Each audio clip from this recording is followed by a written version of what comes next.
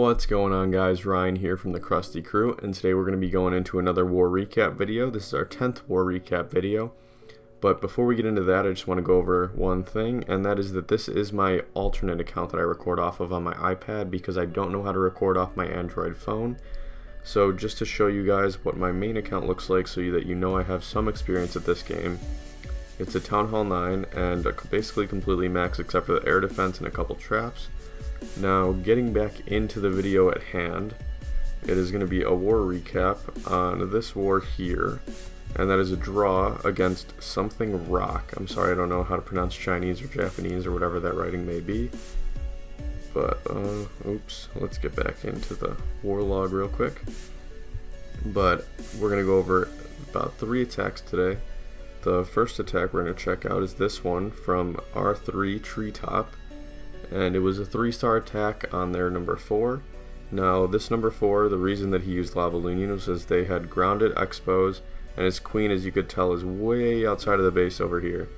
But what happened at the beginning of this raid that almost made him lose this raid was that he placed all 3 Lava Hounds on the same air defense, which is a huge mistake. It was basically he tapped the button 3 times on accident, just triple tap the screen. Everyone has those incidents once in a while. But he should have placed probably 2 at the top, or maybe even 1 on each air defense, since the queen was completely out of the battle. But let's get back into it. We got his loons have grouped up now, which almost made him lose this raid. But you can see he's taken out the queen with his heroes at the bottom, which make easy work of that level 4 queen, as they're both level 20, which are great levels if you have your heroes, at Town Hall 9 especially. We had a guy in our clan who had level 30 heroes, which at Town Hall 9, the higher your heroes are, they're going to wreck, especially if they're above level 20 or so. They're going to take a lot of damage for you. But as you could tell, this raid is basically wrapping up. You could kind of tell his loons go down, but there's enough troops left over, especially with his heroes, that he's definitely going to 3-star this base. So we're going to speed this up just so the video's not so long. I'm trying to keep this video maybe 7.5 minutes or so. Don't want to get to that 10-minute mark or something crazy like that. So let's get into the next raid.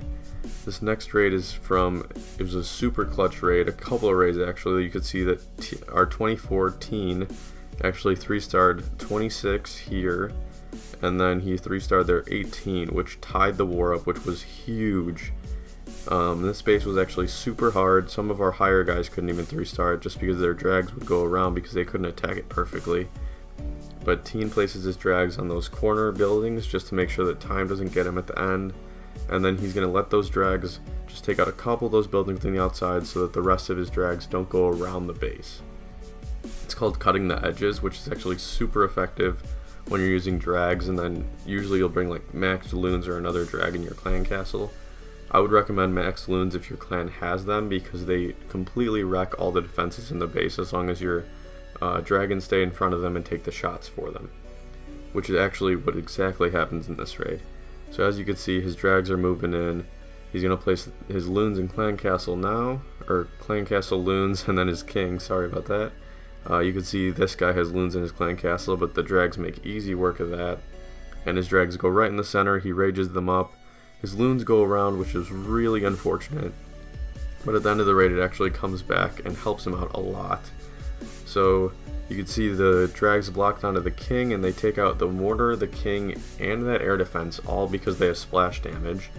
And now you see the loons moving in, and they're going to stay behind those dragons, which helps them a ton because as they stay behind those dragons, the dragons will take all the damage from those defenses, and the loons can just come in and wreak havoc on those last few defenses.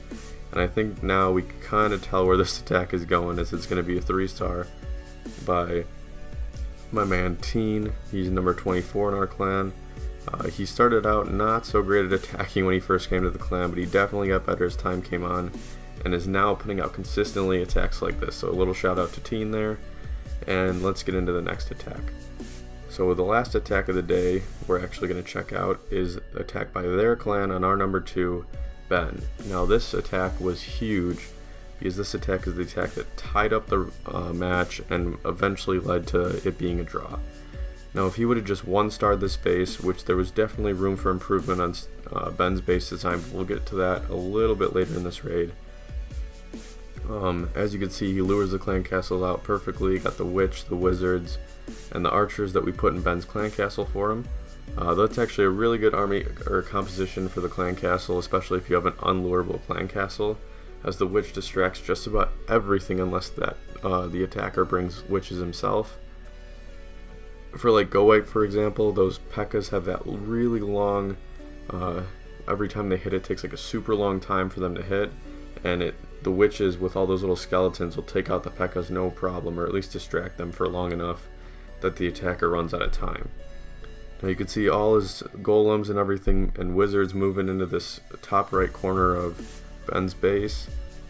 Drops his clan castle, some witches, his queen, and we see here that his queen is going to go around the outside of this space, which we thought while we're watching this raid live was going to definitely help Ben out, but it really didn't help him out that whole ton. This guy drops his jump spell, and you can see he's got probably about 20 wizards in there, just completely wrecking the middle of Ben's base, especially with that rage spell down in the center. And the one thing that definitely could have been improved on this base design, as you could tell, is if those were set to group target infernos, those witches and the wizards and everything would have just been melted immediately. But instead those single target infernos target that king, and that's basically the end of this raid. I mean, seriously, here you go, there's the 2-star, still some wizards up, but they're definitely going to get taken out before they break through these walls. Maybe take out one last archer tower, but this raid's basically over. So we'll speed up the last part of this raid so the video's not so long. And as we're wrapping up, just see you later, guys. Ryan here from the Krusty Krew, signing off.